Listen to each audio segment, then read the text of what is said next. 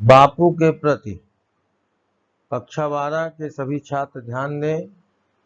आज हम लेक्चर 25 में सुमित्रानंदन पंत द्वारा रचित बापू के प्रति काव्य की अगली पंक्तियों की व्याख्या करने जा रहे हैं।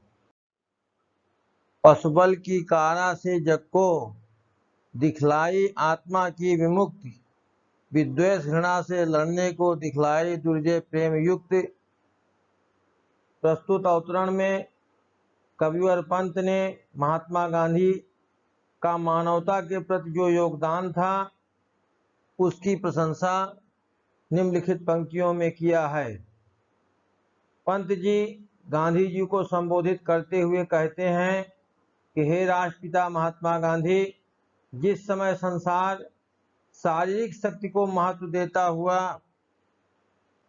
पशुबल के कारागार में बंद था, उस समय आपने आत्मा की शक्ति का बोध लोगों को कराया और विद्वेष घृणा से लड़ने के लिए प्रेम का अस्त्र दिया। तुम्हारे द्वारा प्रतिपादित सत्य, अहिंसा और प्रेम की शक्ति दुर्जेय थी। बरश्रम प्रसूत से की कृतार्थ तुमने विचार परिणीत उक्त विश्वान रक्त हे अनासक्त सर्वस्व त्याग को बना मुक्ति। हे बापू, आपने अपने विचारों को केवल वाणी तक सीमित नहीं रखा, अपितु उन्हें कार्य रूप में परिणित भी किया। विश्वान रक्त हे अनासक्त, हे संसार से प्रेम करने वाले बापू, आप अनासक्त, किसी में आपकी किसी प्रकार की कोई आसक्ति नहीं थी। आपका जीवन एक योगी के समान था।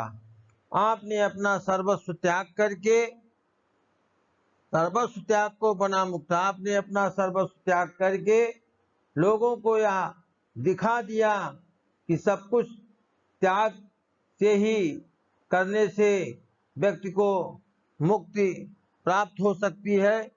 इसलिए हमें त्याग में जीवन जीना चाहिए। उर के चरखे में कात्म सूक्ष्म युग युग का विषय जनित विषाद, आपने अपने हृदय रूपी चरखे में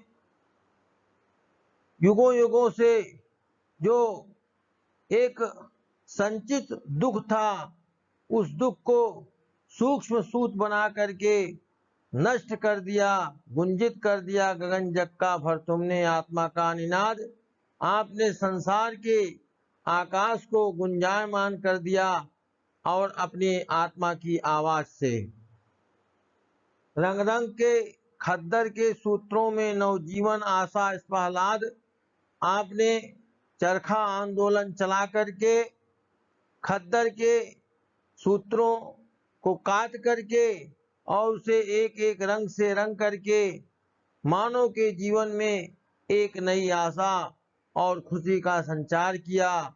हे मानवीय कला के सूत्रधार, हर लिया यंत्र कौशल प्रवाद, हे मानव कला के निर्देशक राष्ट्रपिता महात्मा गांधी, आपने जो मशीनीकरण का प्रभाव चारों तरफ छाया हुआ था उसको आपने मिटा दिया, समाप्त कर दिया।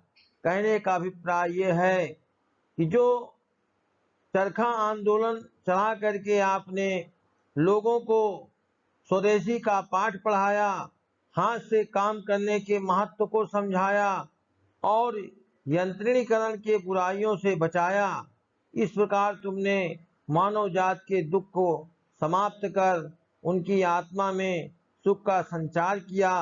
वस्तुतः चरखा आंदोलन स्वदेशी अर्थव्यवस्था का प्रतीक था तथा आत्मिक शुद्ध का हथियार था।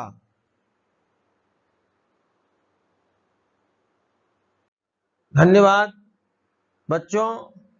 अगले लेक्चर में हम अगली काव्य पंक्तियों की व्याख्या प्रस्तुत करेंगे। तब तक आप इसको ध्यानपूर्वक पढ़िए।